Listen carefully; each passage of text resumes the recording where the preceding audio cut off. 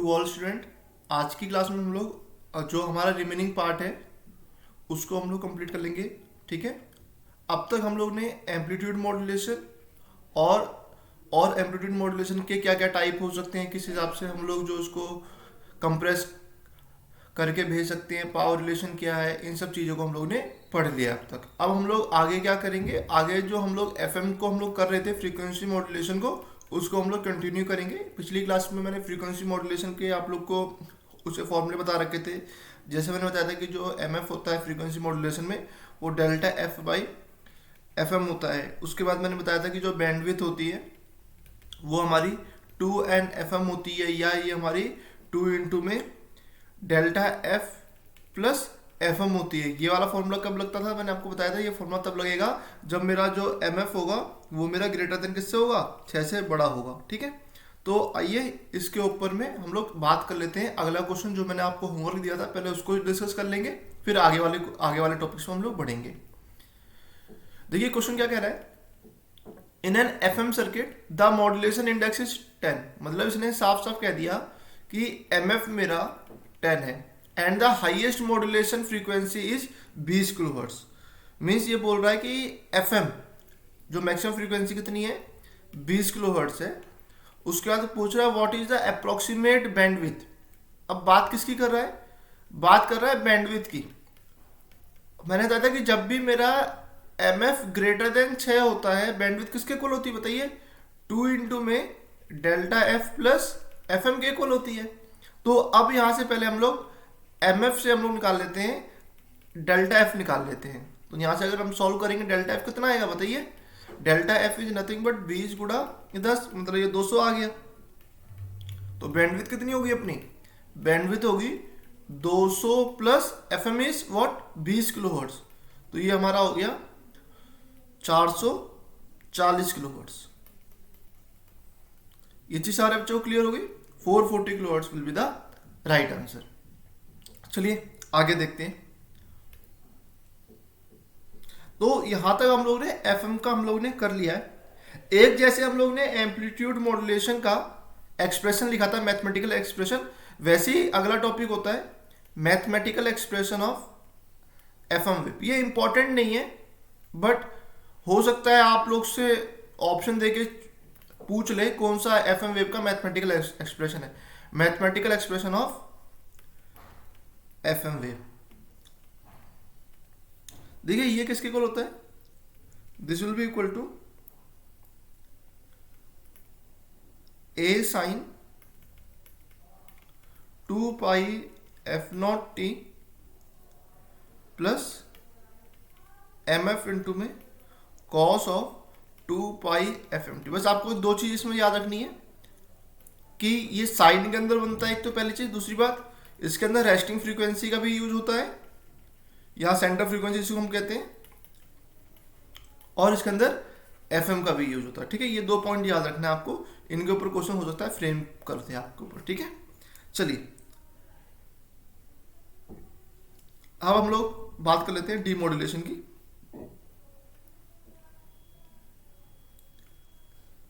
Heading डालेगा demodulation, जो अगला टॉपिक हमारा।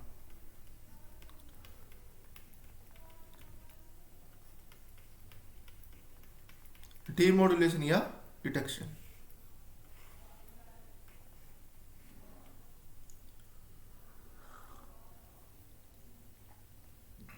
देखिए डीमॉड्यूलेशन मतलब क्या होता है कि जो हम लोग ने मॉड्यूलेटेड सिग्नल भेज दिया है उससे उससे हम लोग ऑडियो फ्रीक्वेंसी सिग्नल या जो हमारा ओरिजिनल सिग्नल है उसको जो हम रिकवर करते हैं उस प्रोसेस को हम लोग डीमॉड्यूलेशन कहते हैं।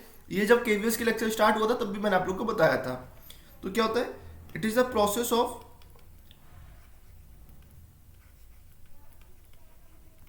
Process of recovering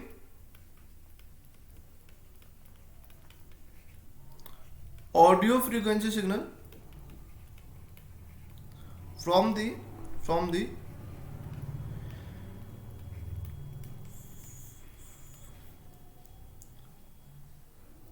modulated carrier wave। देखिए डीमॉड्यूलेशन के अंदर में दो ऑपरेशन इन्वॉल्व होते हैं। पहला कौन सा ऑपरेशन होता है उसका? पहला तो जो मॉड्यूलेटेड वेव होती है उसका रेक्टिफिकेशन करना। पहला स्टेप क्या होता है इसका? मॉड्यूलेटेड वेव का रेक्टिफिकेशन करना। ये पूछ रखा है पेपर में, मॉड्यूलेटेड वेव का रेक्टिफिकेशन करना। दूसरा क्या प्रोसेस होता है? मॉड्यूलेटेड वेव से जो भी हमारे रेडियो फ्रीक्वेंसी सिग्नल है उसको एलिमिनेट करना। Elimination of radio frequency signal from modulated wave. ये दो इसके कंपोनेंट हैं जो आपको पता होना चाहिए। तो आप लोग से पूछ सकता है कि भैया दो ऑपरेशन कौन कौन से होते हैं डीमॉड्यूलेशन के, तो आप लोग प्लीज याद रखिएगा, एक तो रेक्टिफिकेशन करना और एक एलिमिनेशन करना। ठीक है, ये दो आपको लाइन भी याद रहेंगी, तब भी आप लोग समझ जाएंगे कि मैंने क्या लिखवा रखा था आप लोग को। देखिए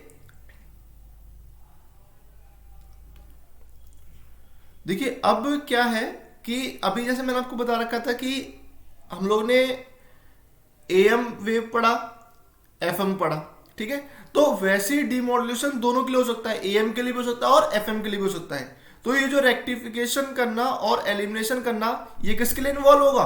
क्योंकि एम्पलीट्यूड का इन्वॉल्वमेंट है इन सब में, तो ये इन्वॉल्वमेंट होगा, ये प्रोसेस होगा किसके लिए? For am wave. FM wave के लिए क्या होगा? देखिए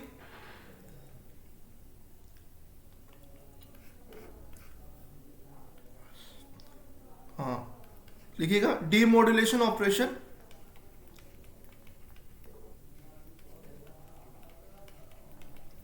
for FM wave. FM wave के लिए एक बार देख लेते हैं क्या क्या क्या ऑपरेशन बन सकता है।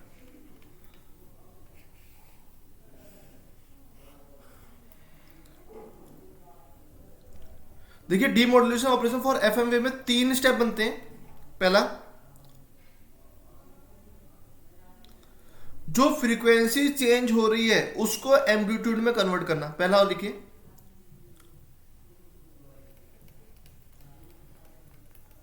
कन्वर्जन ऑफ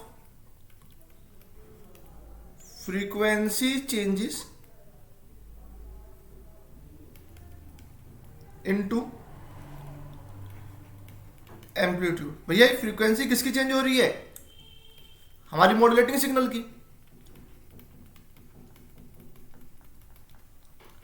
दूसरा रेक्टिफिकेशन करना, जो ऊपर पार्ट लिखा था, और तीसरा एलिमिनेशन करना। तो याद रखिएगा जो डीमॉड्यूलेशन ऑपरेशन होते हैं एफएम वेव के, वो ज्यादा होते हैं, क्योंकि एम्पलीट्यूड में मैंने बताया था कि आप लोग को डायरेक्ट एम्पलीट्यूड मिल जाता है, लेकिन एफएम वेव में अगर हमें डीमॉड्यूलेशन करना होता तो सबसे पहले हम लोग फ्रीक्वेंसी को एम्पलीट्यूड में चेंज करेंगे। ठीक है, आप लोग को बात समझ में आ गई? तो ये 3 पॉइंट आपको याद रखने हैं। चलिए अगला टॉपिक देख लेते हैं, क्या दिया है इन्होंने। डायोड डिटेक्टर का दे रखा है, आई होप नोट डाउन कर लिया होगा आप लोगों ने। Diode detector for amplitude modulation signal देख लेते हैं इसके ऊपर।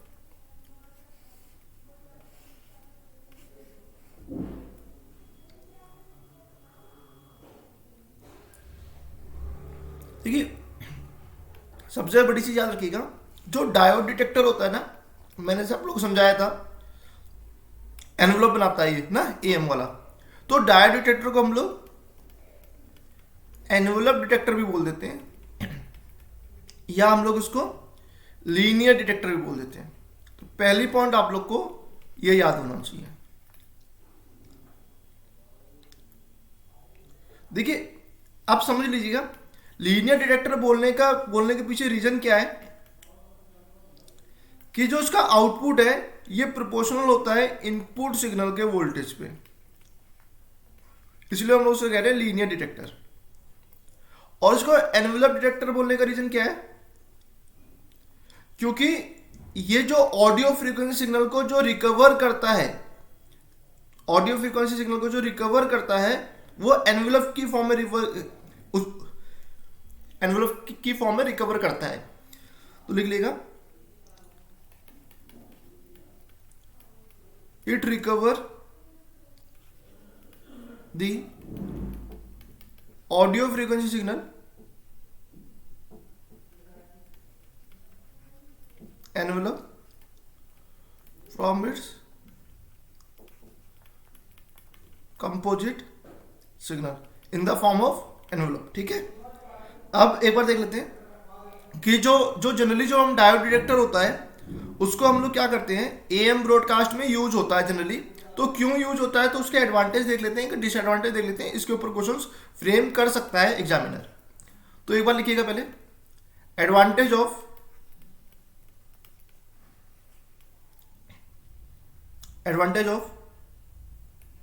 Diode detector. भैया कहां यूज कर रहे हैं ये आप लोग को पता लग रहा है, बात नहीं लग रहा?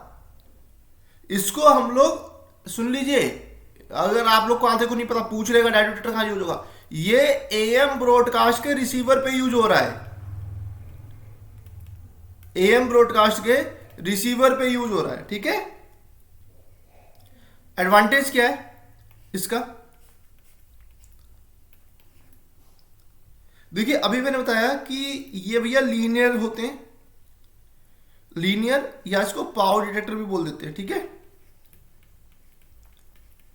दूसरा देखिएगा, ये वर्क कर सकते हैं फॉर लार्ज इनपुट सिग्नल।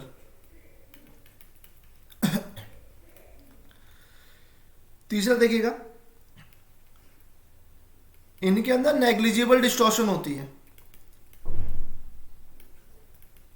तभी तो ये लीनियर है, और गुड रेक्टिफिकेशन होता है।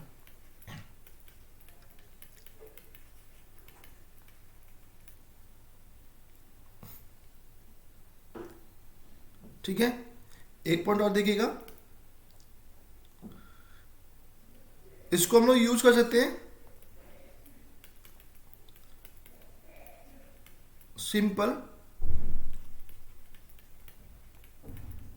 ऑटोमेटिक गेन कंट्रोल सर्किट में। ये 4 पॉइंट है जो आपको याद रखने चाहिए। और क्या क्या हो सकता है,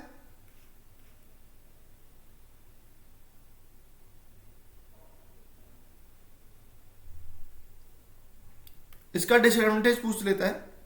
याद रखिएगा जो डायोड सर्किट ये होता है, डायोड डिटेक्टर होता है, इसका डिसएडवांटेज ये होता है कि ये मेरा गेन को रिड्यूस कर देगा, सिलेक्टिविटी रिड्यूस कर देगा, और सिलेक्टिविटी घटेगी तो क्यू रिड्यूस कर देगा।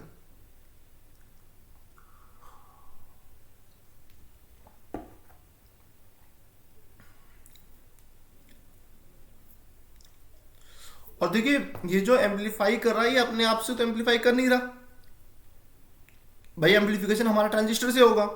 तो इसमें यह है कि भैया कि ट्रांजिस्टर की रिक्वायरमेंट हो जाती है एम्पलीफिकेशन पर्पस से, transistor required for amplification purpose. इसको नोट डाउन कर लीजिए, आप लोग को मैं 1 मिनट का टाइम दे रहा हूं, फटाफट लिख लीजिए। आज हम लोग क्लास करेंगे शाम को, ठीक है, केवीएस की मैराथन सीरीज करेंगे 10-12 दिन तक।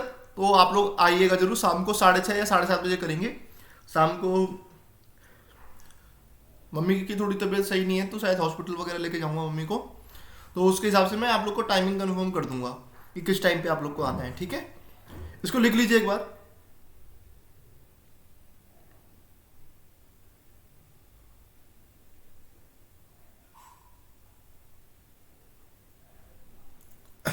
देखिए आई होप लिख लिया होगा आप लोगों ने। एक पॉइंट और बता देता हूं, मैंने आपको शायद बताया नहीं। देखिए जब क्या होता है, जब मैंने बताया था कि जब हम लोग डीमॉड्यूलेशन करते हैं एफएम वेव का, तो मैंने बताया था कि इसके अंदर 3 प्रोसेस हो जाते हैं ना। एक तो मैंने बताया कि भैया फ्रीक्वेंसी को मैं पहले एम्पलीट्यूड में चेंज करूंगा, एक हो जाता है रेक्टिफिकेशन प्रोसेस, एक हो जाता है एलिमिनेशन प्रोसेस। तो जो फ्रीक्वेंसी को जो मैं एम्पलीट्यूड में चेंज करूंगा, इसके अंदर क्या होता है कि ये 2 तरीके से कर सकते हैं। फ्रीक्वेंसी का एम्पलीट्यूड में कन्वर्जन 2 तरीके से हो सकता है। ठीक है, इसको हम लोग ये हमारा प्रोसेस ऑफ एफएम डिटेक्शन होता है। ये प्रोसेस ऑफ एफएम डिटेक्शन होता है। एक बार होल्ड कीजिएगा प्लीज।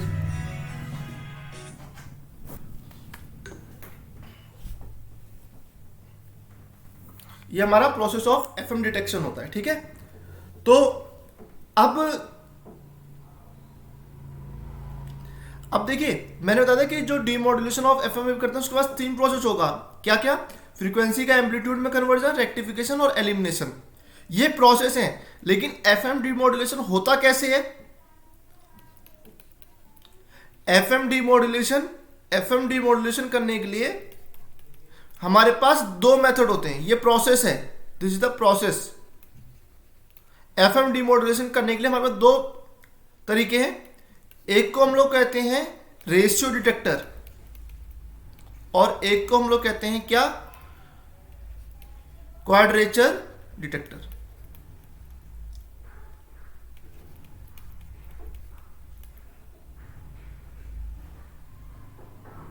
ठीक है, नाम ही इंपॉर्टेंट है, इसके अलावा कुछ याद नहीं रखना।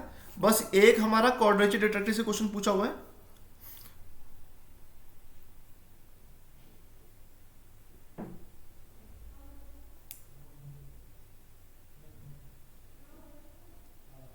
तो याद रखिएगा। देखिए जो बस एक चीज आपको याद रखना है कि जो क्वाड्रेचर डिटेक्टर होता है वो मेरा depend on frequency face relationship.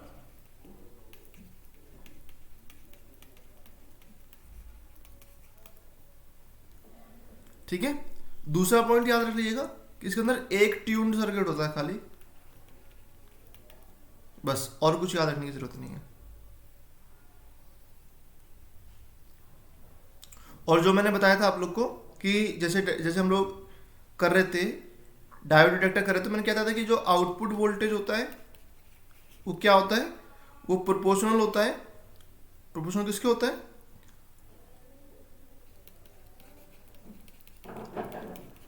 Input voltage के ना। तो बस ये चीज आप लोग को याद रखना है, ये इनपुट वोल्टेज किसका होता है? मॉड्यूलेटिंग वेव का होगा। ठीक है, तो बस याद रखिएगा वी नॉट जो होता है वो प्रोपोर्शनल टू वीएम होता है। इसके अलावा कुछ भी याद नहीं रखना, लिख लीजिए इतना।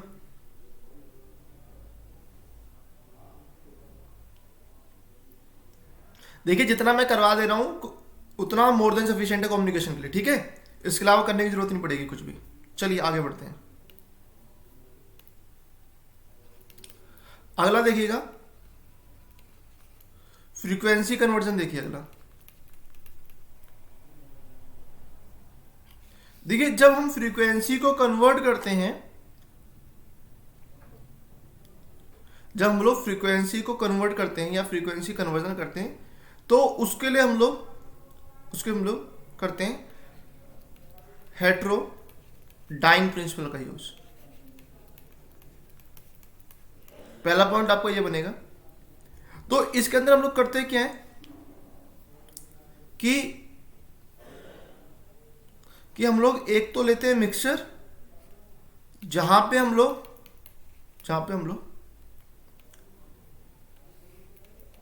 जो हमारे पास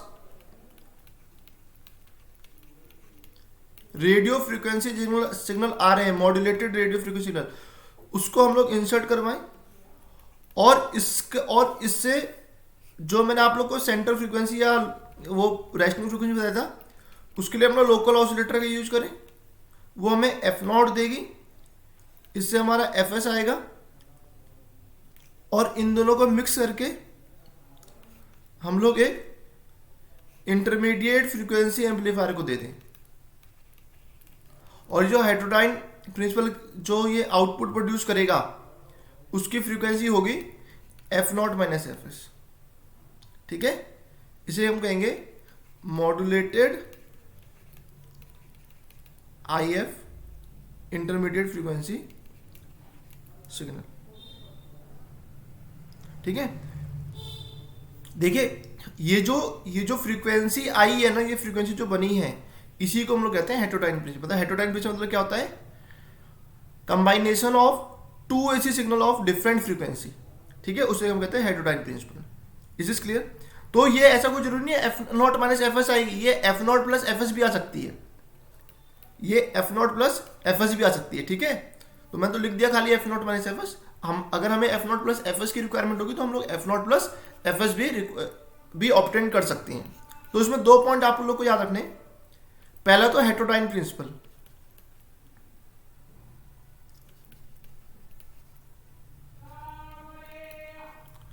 देखो हेटेरोडाइनिक प्रिंसिपल क्या होता है समझिए पहले बात। देखिए हेटेरोडाइनिक प्रिंसिपल मतलब क्या होता है। हेटेरोडाइनिक प्रिंसिपल होता है process of combining 2 AC signal of different frequency. ठीक है, देखिए जैसे सपोज कीजिए कि मैंने बताया था कि जो हमारे पास मॉड्यूलेटेड सिग्नल है रेडियो फ्रीक्वेंसी, उसकी फ्रीक्वेंसी एफ एस है। लोकल ऑसिलेटर से जो जनरेट हो रहा है वो एफ नॉट जनरेट हो रहा है। तो इनसे हमारे पास 2 टाइप की फ्रीक्वेंसी बन सकती है। एक तो बन सकती है F naught minus f S और एक बन सकती है F not plus F S. ठीक है, बट हम लोग क्या करते हैं यूजुअली, जो F not plus F S है इसको हम लोग रिमूव कर देते हैं। इसको हम लोग जनरली क्या करते हैं, रिमूव कर देते हैं by use of band pass filter. इसकी रिक्वायरमेंट नहीं होती है। और F naught minus f S को, इसको हम लोग बीट फ्रीक्वेंसी भी कहते हैं। ठीक है, और इसको हम लोग जो आई एफ एम्पलीफायर होता है उसमें भेज देते हैं। ठीक है, तो ये आप लोग को पता होना चाहिए।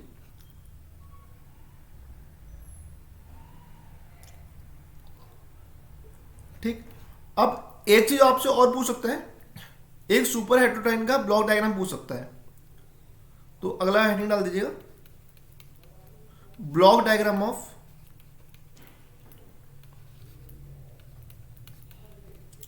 Super heterodyne am receiver. देखिए अब इसमें आपको ना कुछ सोचने की जरूरत नहीं है, मैंने अभी ऑलरेडी सब कुछ समझा दिया आपको। मैंने क्या बताया आपको, मैंने बताया कि भैया हमारे पास मिक्सर में, ये मिक्सर है जो 2 फ्रीक्वेंसी को मिक्स करेगा। ये मेरा लोकल ऑसिलेटर से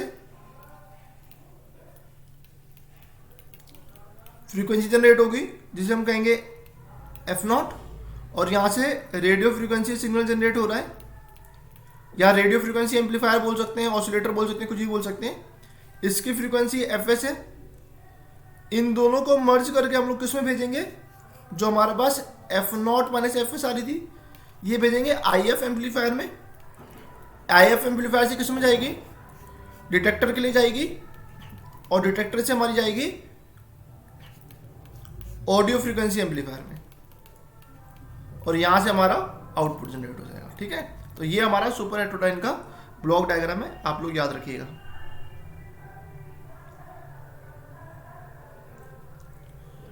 राइट, ये एएम के लिए, ये हमारा एएम के लिए। अगर सपोज कीजिए एफएम का पूछे, सपोज कीजिए एफएम का पूछे, तो मैंने क्या कहा था, मैंने ये कहा था कि भैया एफएम में हमें क्या करना पड़ेगा, टी मॉड्यूलेशन कर रहे हैं तो हमारे पास एक तो सबसे पहला काम होगा जो फ्रीक्वेंसी जनरेट हो रही है उसको कन्वर्ट करना एम्पलीट्यूड में, फिर रेक्टिफिकेशन एलिमिनेशन प्रोसेस रहेगा, ये चीज मैंने बताया था। तो उसके हिसाब से डिटेक्टर के बाद से हमारा जो ब्लॉक डायग्राम चेंज हो जाएगा, मतलब एम्पलीफायर के बाद से हमारा ब्लॉक डायग्राम चेंज हो जाएगा। उसको एक बार देख लेते हैं, इसको फटाफट बना लीजिए एक बार।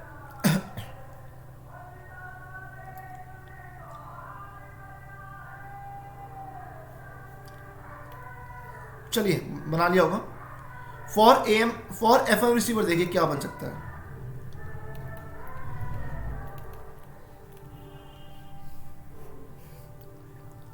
देखिए क्या होगा, अगेन वही आएगा, रेडियो फ्रीक्वेंसी सिग्नल आ जाएगा हमारा।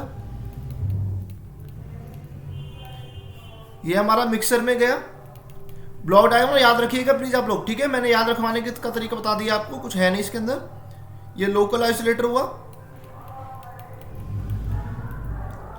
ठीक है, यहां से गया हमारा आईएफ एम्पलीफायर गया,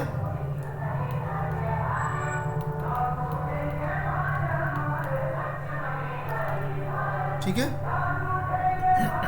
उसके बाद देखिएगा लिमिटर, फिर देखिएगा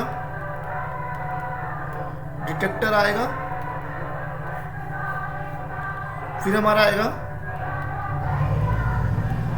डी एम्फेसिस नेटवर्क आएगा, फिर हम लोग उसे चेंज कर देंगे तो ऑडियो फ्रीक्वेंसी आ जाएगा एम्पलीफायर, और यहाँ से चला गया हमारा आउटपुट। अब यहाँ पे पहले इसको बनाइए, फिर जो जो नए नए जो ब्लॉक उसे बने हुए हैं उसके बारे में हम लोग एक बार डिस्कस कर लेते हैं क्या क्या पर्पस होगा।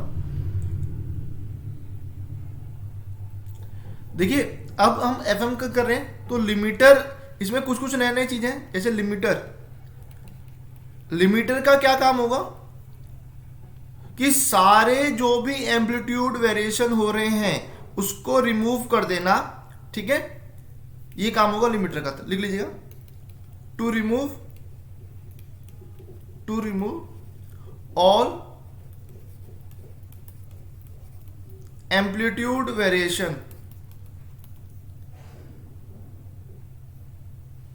एम्पलीट्यूड वेरिएशन किसकी वजह से होगा, नॉइज के थ्रू, बाय नॉइज, ठीक है। To remove all amplitude variation from IF signal, ठीक है। अब हम लोग इसको क्यों रिमूव कर रहे हैं, ताकि हमारे पास डिस्टॉर्शन लेस डीमॉड्यूलेशन रहे, ठीक है, ये बात समझ में आ रही है, इसलिए रिमूव कर रहे हैं हम लोग सब चीज।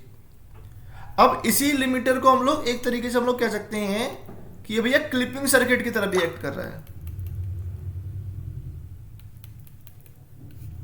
ये हमारा क्लिपिंग सर्किट की तरह भी एक्ट कर रहा है। डिटेक्टर का तो पता ही है आपको। एक डी एम्फेसिस नेटवर्क के बारे में हम लोग देख लेते हैं।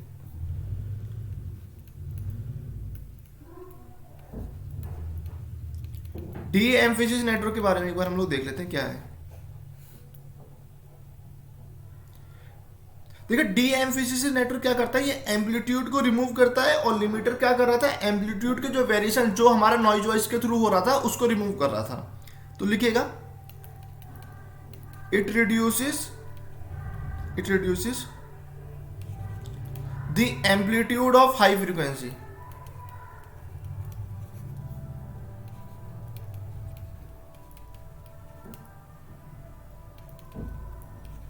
इन ऑडियो सिग्नल,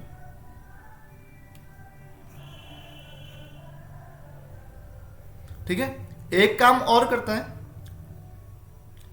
जो भी हमारा टोनल बैलेंस खो गया है उसको बैलेंस करेगा। दूसरा पॉइंट लिखिएगा, to reestablish the tonal balance lost in pre emphasis phase बोल लीजिए, नेटवर्क बोल लीजिए, ठीक है। ये जरूरी है क्योंकि अगर ये नहीं रहेगा तो हमारा टोनल बैलेंस मेंटेन नहीं रहेगा, ठीक है। टोनल बैलेंस जो हमारा लॉस हो गया है वो नहीं रहेगा, ठीक है। तो अगर ये नहीं रहेगा तो हमारे पास टोनल बैलेंस मेंटेन नहीं रहेगा, ये बात याद रखिएगा, ठीक है। ठीक, और तो बाकी तो सब चीज आपको पता ही है, इतना लिख लीजिए एक बार।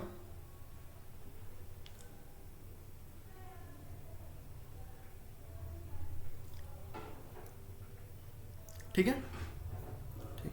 अब हम लोग ने FM और AM पढ़ लिया है। अब एक बार देख लेते हैं यार कि क्या क्या एडवांटेज हो सकता है FM का, क्योंकि FM जो हमारा लेटेस्ट है तो FM का क्या क्या एडवांटेज रहेगा AM के ओवर में, और एक बार ये देख लेंगे, एक बार डिसएडवांटेज देख लेंगे। तो लिखिएगा एक बार,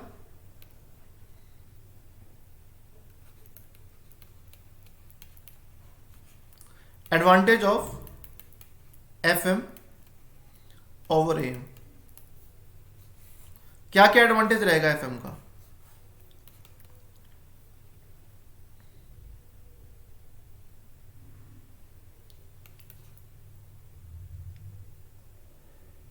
देखिए जैसे मैंने आपको बताया था FM में, AM में जो मैंने आपको समझाया था कि हम लोग क्या कर सकते हैं कि सप्रेस करके भी हम लोग पावर सेविंग कर सकते हैं इन केस ऑफ एएम, ठीक है। तो मतलब ये मतलब जितने भी सिग्नल हमारे ट्रांसमिट हो रहे हैं वो सारे के सारे हमारे जरूरी नहीं है, नेसेसरी नहीं है इन case of am.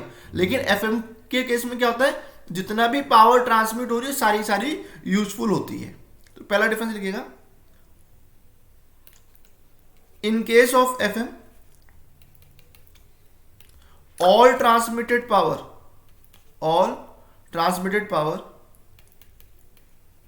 is useful, whereas in case of AM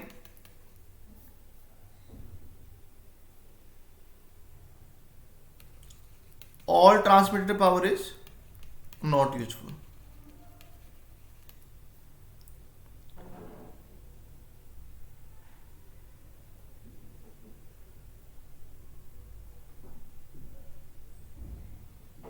दूसरा पॉइंट देखिएगा,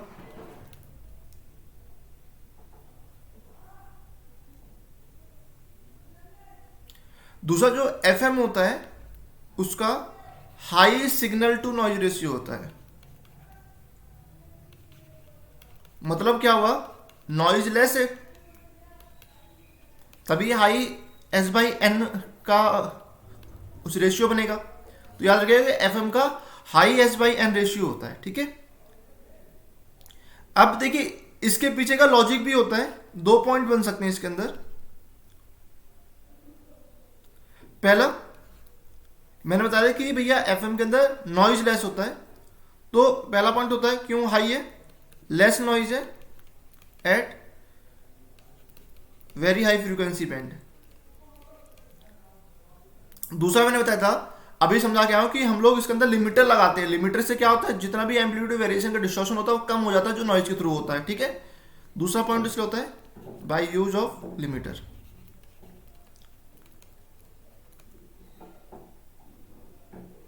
ठीक है। तीसरा पॉइंट देखिए कि एफएम के अंदर हम लोग नॉइज इंटरफेरेंस कम होगा, ठीक है। नॉइज इंटरफेरेंस बोल रहा हूं, चैनल इंटरफेरेंस बोल सकते हैं। In FM channel interference is less.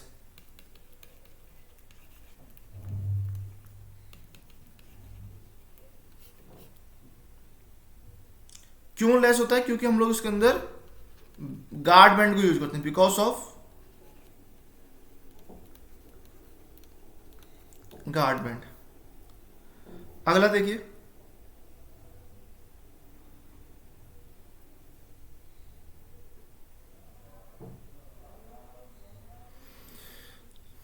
ठीक है। ये आपको पॉइंट आप लोग को इतने पता होना चाहिए। अब एक बार हम लोग उसको देख लेते हैं, डिसएडवांटेज देख लेते हैं, क्या डिसएडवांटेज हो सकता है।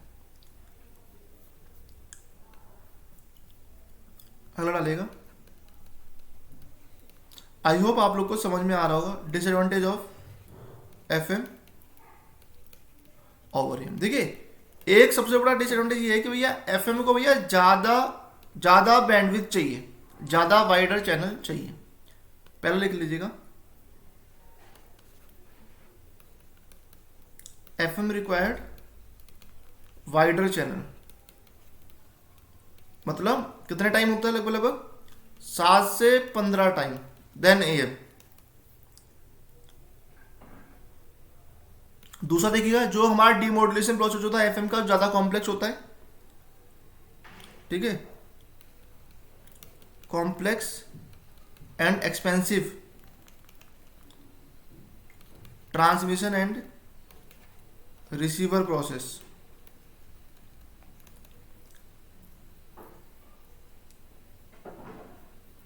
ठीक है। और जो एरिया ऑफ रिसेप्शन होता है एफएम में वो स्मॉलर होता है।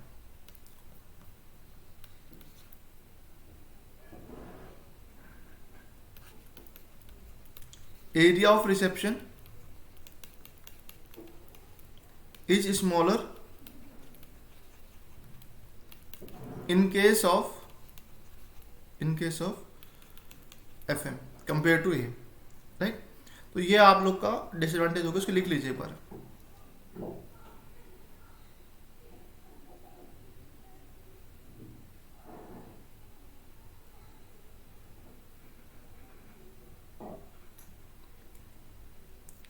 अब एक लास्ट टॉपिक इन्होंने दे रखा कि भैया 4 फील्ड कौन से होते हैं एफएम के।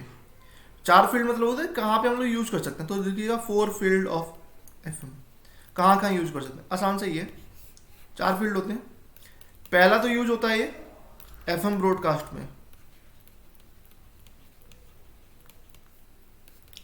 दूसरा ये यूज हो सकता है टीवी वगैरह में, तीसरा ये यूज हो सकता है मोबाइल या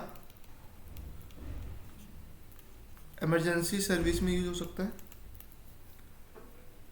और चौथा ये यूज हो सकता है हमारा अमेचर बैंड में, जिसमें अमेचर बैंड मतलब हो गया जहाँ पे हमारी खाली वॉइस फ्रीक्वेंसी ट्रांसमिट हो रही है।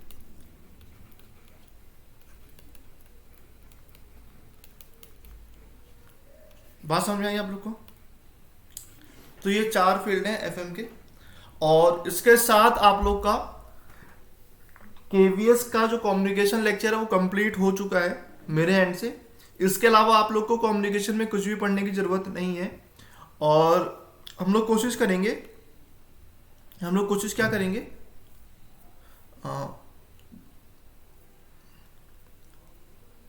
हम लोग कोशिश ये करेंगे कि हम लोग आज के दिन, मतलब आज हमारी डेट है 23 तारीख, 23 जैन को हम लोग 6:30 या 7:30 बजे के आसपास क्लास करेंगे। जैसा कि मैंने बताया था कि मम्मी की तबीयत थोड़ी सही नहीं है, मुझे डॉक्टर को कंसल्ट करना पड़ेगा और हॉस्पिटल ले जाके शाम को। तो अगर 23 जनवरी को क्लास नहीं हुई तो 24 जनवरी को हम लोग सेम टाइम में क्लास करेंगे, ठीक है। 6:30 से 7:30 के आसपास क्लास करेंगे, और आप लोग अपना लास्ट एफर्ट दे दीजिए, ठीक है। केवीएस के लिए 12 से 14 तारीख को पेपर होने की संभावना है, एडमिट कार्ड आ जाए तब पता लगे। बाकी आप लोग अपना पूरा फोकस दे दीजिए, केवीएस में जितना मैं करवा रहा हूँ वो मोर देन सफिशिएंट है। और जिन भी बच्चों को डाउट्स हो रहे हैं कि यार उनको समझ में नहीं आ रहा कि कहाँ पे सिलेबस अपलोड हो रखा है, कहाँ पे नहीं हो रखा, तो देखिए क्या है, पहली बार जितने भी नए बच्चे आ रहे हैं आप लोग को OCMTQ की सारी वीडियोस करनी है, सारे लेक्चर कंप्लीट करने हैं OCMTQ के, ठीक है। जैसे सपोज कीजिए कि मैंने अगर OCMTQ में एनालॉग इलेक्ट्रॉनिक्स करवा रखा है, तो हम लोग एनालॉग इलेक्ट्रॉनिक्स अगर मैं इसमें करवाता तो हम लोग त्रिशूल 2.0 में एनालॉग इलेक्ट्रॉनिक्स के रिमेनिंग टॉपिक्स कर रहे हैं, त्रिशूल 2.0 में, जहां से न्यू टाइप ऑफ क्वेश्चंस और केवीएस में अगर कुछ दे रखा है तो वो हम लोग ने डिस्कस कर रखा है, जो यूपीपीसीएल के पॉइंट ऑफ व्यू से भी इंपॉर्टेंट है। तो आपको दोनों लेक्चर्स करने, OCMTQ के भी लेक्चर्स करने हैं और त्रिशूल 2.0 के भी लेक्चर्स करने हैं, ऐसी सारी सीरीज चल रही है। और अभी हम लोग जब तक केवीएस का एग्जाम नहीं हो जाता तब तक हम लोग त्रिशूल 2.0 सेशन को नहीं करेंगे, तब तक हम लोग केवीएस के ऊपर फोकस करेंगे, क्योंकि केवीएस में मैंने ऑलरेडी प्रॉमिस कर रखा है कि मैं 100+ सिलेक्शन दूंगा। तो जितना मैंने आप लोग को टारगेट दे रखा है उतना आप कीजिए। आज के दिन तक 3 दिन हो गए, तो अब तक आप लोग का केवीएस का 23 जनवरी तक की बात कर रहा हूं, 18 टॉपिक्स कवर अप हो जाने चाहिए, एंड आई होप आप लोग ने कवर अप कर दिया होगा। अगर नहीं कर रखा होगा और इसमें कुछ डाउट है तो आप लोग प्राइवेट ग्रुप में आप लोग शेयर कर सकते हैं। 24 जैन तक आप लोग के 24 टॉपिक हो जाएंगे, और 25 जैन और 26 जैन